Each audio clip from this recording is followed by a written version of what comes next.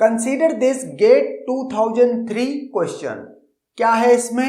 एक schedule given है, okay, और इस स्केड्यूल को के बारे में ये 4 ऑप्शन है। कह रहा which of the following statement is correct? The schedule is serializable as T2, T3, T1 as means serializable से रिलेटेड मीन्स ऑप्शंस हैं। इसका मतलब क्या है कि अगर ये स्केड्यूल कॉन्फ्लिक्ट सीरियलाइजेबल है, ओके, तो उसके इक्विवेलेंट कोई ना कोई सीरियल स्केड्यूल, कॉन्फ्लिक्ट इक्विवेलेंट कोई सीरियल स्केड्यूल होगा। ये यहां पर ये T2 followed by T3 followed by T1 ये सीरियल स्केड्यूल गिवन है, okay. Serializable as T2, T3, T1 का मतलब है कि ये एक सीरियल स्केड्यूल है। T2 followed by T1 followed by T3, T3 followed by T2 followed by T1। अगर ये कॉन्फ्लिक्ट सीरियलाइजेबल नहीं है, व्यू सीरियलाइजेबल है, लेट, ओके, तो आप क्या करते थे? ये एक स्केड्यूल गिवन है, नॉन सीरियल स्केड्यूल गिवन है। कहते थे कि अगर ये नॉन सीरियल स्केड्यूल किसी सीरियल स्केड्यूल के व्यू इक्विवेलेंट है, तो जो ये सीरियल स्केड्यूल S2 है वही है ये सीरियलाइजेशन, ओके। अगर ये जो S2 स्केड्यूल है उसको हम सीरियल चेक करते थे, सीरियल स्केड्यूल के इक्विवेलेंट होना चाहिए, इसकी 3 कंडीशन व्यू इक्विवेलेंट होना चाहिए।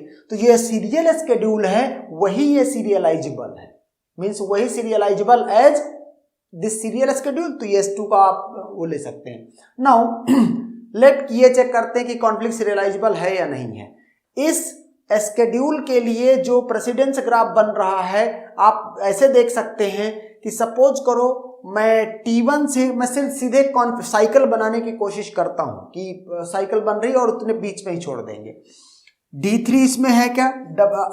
RD3 है कॉन्फ्लिक्टिंग इंस्ट्रक्शन, और WD3 इधर या इधर मिलना चाहिए। T2 में मिल गया, T2 फिर T3 एक एज बन रही है D3 वाली, okay, RD3 WD3, RD2 and WD2, T2 से T1, T2 से T1 क्या हो गया? यहां पर आप देख सकते हैं ये इंस्ट्रक्शन और ये, तो T2 से T1 एक एज बन रही है। अब मैं क्या करूं? अगर T1 से T2 की एक एज बना पाऊं, T1 से T2 के लिए मैंने क्या किया, ये देखो WD1 RD1, तो T1 से T2 एक एज बनेगी, ओके। अब उस आप पे डेटा आइटम D1 है, D2 है, कोई फर्क नहीं पड़ता। साइकिल देखने के लिए सिर्फ एज देखी जाती है। चूंकि ये साइकिल है, cycle so not conflict serialisable. अब चूंकि कॉन्फ्लिक्ट सीरियलाइजेबल ही नहीं है तो फिर सीरियलाइजेशन ऑर्डर पॉसिबल ही नहीं है, ओके। जब कॉन्फ्लिक्ट सीरियलाइजेबल होता तो इसका मतलब होता कि ये स्केड्यूल किसी सीरियल स्केड्यूल के कॉन्फ्लिक्ट इक्विवेलेंट है। वो जो सीरियल स्केड्यूल के कॉन्फ्लिक्ट इक्विवेलेंट है वही सीरियल स्केड्यूल क्या है यहां पर? Serializable to that serial schedule, वही है आंसर, ओके। लेकिन अब ये कॉन्फ्लिक्ट सीरियलाइजेबल ही नहीं है तो आगे की बात ही खत्म है। तो अब क्या करेंगे? चूंकि ऑप्शन तो द स्केड्यूल इज सीरियलाइजेबल, यहां पर कॉन्फ्लिक्ट सीरियलाइजेबल या व्यू सीरियलाइजेबल नहीं कह रहा है। इसका मतलब है आपको अब व्यू सीरियलाइजेबिलिटी के लिए भी चीजें चेक करनी पड़ेगी। एंड देयरफॉर मैंने क्या किया है, इस स्केड्यूल में जो व्यू सीरियलाइजेबिलिटी चेक करने के लिए 3 कंडीशन होती, इनिशियल रीड, फाइनल राइट और WR सीक्वेंस, वो मैंने लिखा है।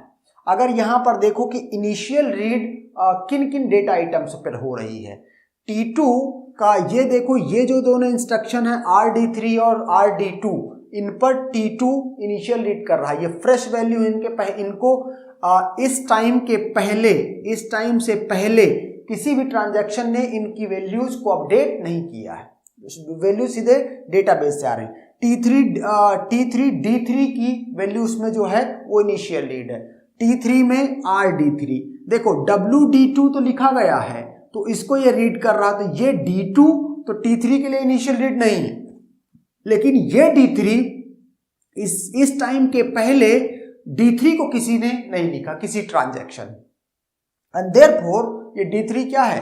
इनिशियल रीड है। D1 को देख लेते हैं, यहां पर आप देखो ये रीड है, इस टाइम के पहले क्या किसी ने D1 को अपडेट किया है, लिखा है? किसी ट्रांजैक्शन ने नहीं लिखा, एंड देयरफॉर D1 क्या है? Also a initial read.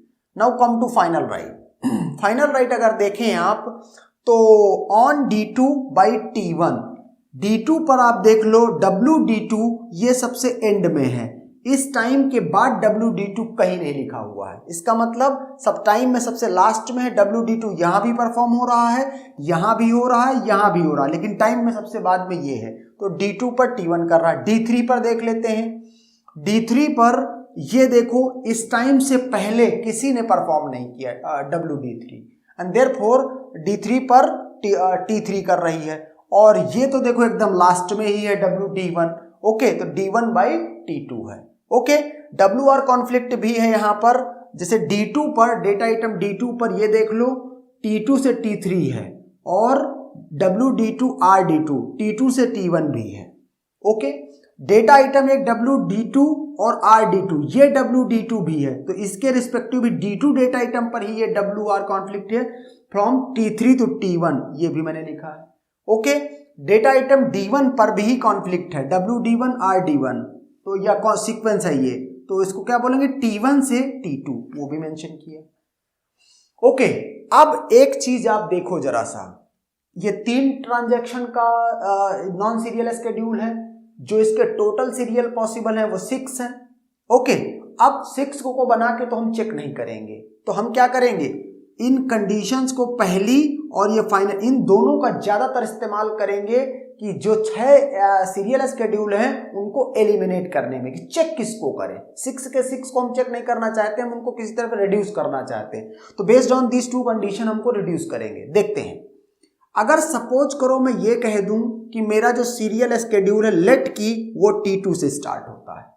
Okay, suppose करो वो T2 से स्टार्ट होता है, T2 followed by something, T2 followed by something, इसका मतलब है ये सारी इंस्ट्रक्शंस बिगिनिंग में आ जाएंगी। अगर ये बिगिनिंग में आ गई तो देखते हैं कि क्या मीन्स इशू होगा। अगर ये बिगिनिंग में आ गई तो यहां पर मीन्स देखते हैं कि इनिशियल रीड क्या किसी का बिगड़ रहा है, जैसे D1 पर मीन्स डेटा आइटम D1 पर T1 का इनिशियल रीड है। अब यहां देखो WD1, अगर ये T2 एकदम से स्टार्ट कर रहे हो मतलब इसकी सारी इंस्ट्रक्शन बिगिनिंग में है, फिर इसके बाद T1 आएगा या T3 आएगा, WD1 हो गया, अब ये RD1 कर रहा है। यहां पर अभी D1 पर इनिशियल रीड है, लेकिन अगर T2 से आपने स्टार्ट कर दिया तो D1 का इनिशियल रीड नहीं रह जाएगा, कंडीशन फेल हो जाएगी। ओके, जैसे ही एक कंडीशन फेल, आगे चेक करने के लिए नहीं, सीधे बोलो कि not view serialisable. Okay, suppose करो मैं T3 से स्टार्ट कर दूं। ओके, सपोज करो मैं T3 से स्टार्ट कर दूं। अगर मैंने T3 से स्टार्ट कर दिया तो देखो क्या होगा, WD2 WD3 है यहां पर। ओके, तो कहीं तो ये देखो T3 में D3 क्या है, और मैंने T3 से स्टार्ट किया है, तो अगर मैं इसको करता हूं तो कोई इश्यू नहीं होगा क्योंकि बिगिनिंग में सारी पहुंच जाएंगी। तो अब मुझको ये देखना कि इनमें से कोई कंडीशन बिगड़ रही है। T3 से स्टार्ट किया, इसका मतलब ये T2 को देखते हैं। T2 का इनिशियल रीड क्या है, D3 और D2 दोनों पे है।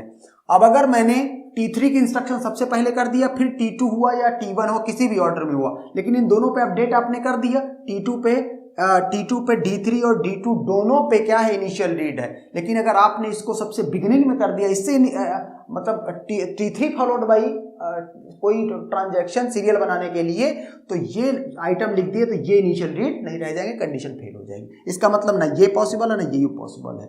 ओके, आप सपोज करो मैं T1 से स्टार्ट करता हूं सीरियल स्केड्यूल, कोई सा भी, ओके लिखना। तो T1 से अगर स्टार्ट करता हूं तो क्या होगा, सारी ये चारों इंस्ट्रक्शन T1 की पहले होंगी, फॉलोड बाई या तो T2 की इंस्ट्रक्शन या तो T3 की। देखते हैं कंडीशन क्या बिगड़ेगी। यहां WD1 हुआ या WD2 हुआ। अब देखते हैं WD1 है इसमें, WD2 हुआ। अब अगर इसने WD2 कर दिया, ओके, और उसके बाद चाहे T2 आए चाहे T3 आए, ये D2 क्या है, इनिशियल रीड है T2 में।